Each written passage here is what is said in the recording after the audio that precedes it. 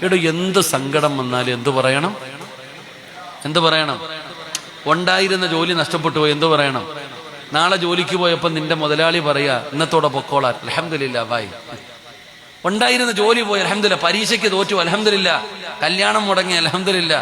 ഉണ്ടായിരുന്ന കച്ചവടം നഷ്ടപ്പെട്ടു പോയി, ബിസിനസ്സിൽ ലാഭം പോയി, എന്ത് വന്നാലും അൽഹംദുലില്ലാ. അള്ളാഹു പറയാൻ ഭാഗ്യം തരുമാറാകട്ടെ.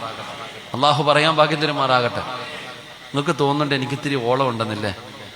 എടാ, ആരെങ്കിലും ഉള്ള ജോലി നഷ്ടപ്പെട്ടു പോയാൽ അൽഹംദുലില്ലാ പറയോ?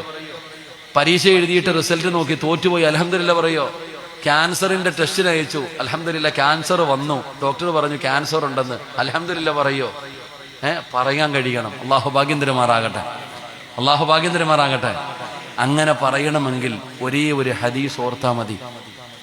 ഒരേ ഒരു ഹദീസ് ഓർത്താൽ എന്ത് സങ്കടം വന്നാലും നമ്മൾ അൽഹംദുലില്ലാ പറയും. അള്ളാഹു ഭാഗ്യം തരുമാറാകട്ടെ. പറഞ്ഞുതരട്ടെ? വേണോ വേണ്ടേ? എന്ത് സങ്കടം വന്നാലും പോട്ടെ, ചങ്ങായി വിട്ടേക്കും, പോട്ടെ, അൽഹംദുലില്ലാ. അത് പറയണമെങ്കിൽ ഒറ്റ ഹദീസ് ഓർത്താൽ മതി. അള്ളാഹു ഹദീസ് പഠിക്കാൻ ഭാഗ്യം തരുമാറാകട്ടെ. നിങ്ങൾ പറയോ അൽഹംദുലില്ലാ പറയോ? ഒരു കയറ്റം കഴിഞ്ഞാൽ ഒരിറക്കം ഉണ്ടോ? നിങ്ങളുടെ നാട്ടിലില്ലേ? ഉണ്ടെങ്കിൽ ഉണ്ടെന്ന് പറ, ഇല്ലെങ്കിൽ ഇല്ലെന്ന് പറ.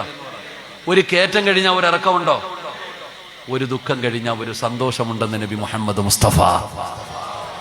ഒരു കയറ്റം കഴിഞ്ഞാൽ ഇറക്കമുണ്ടോ?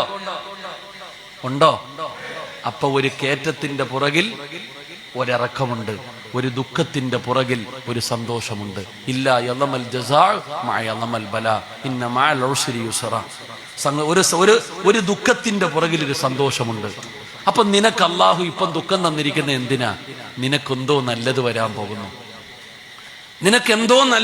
പോകുന്നു. ആ നല്ലത് വരാൻ പോകുന്നതിന്റെ അടയാളമാണ് എന്ത്? ഈ സങ്കടം.